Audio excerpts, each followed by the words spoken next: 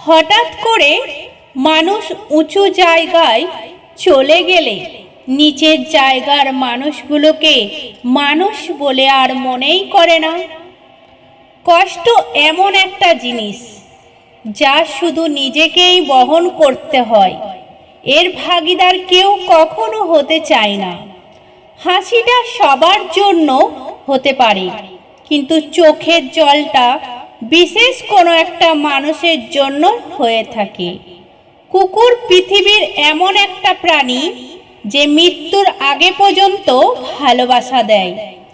এই পৃথিবীতে চোখ বুজে যাদেরকে বিশ্বাস করা যায় তারা হলেন মা এবং বাবা, কারণ এখানকার ভালোবাসা গুলোকে সূর্যমুখী ফুলের মতন হয়ে গেছে।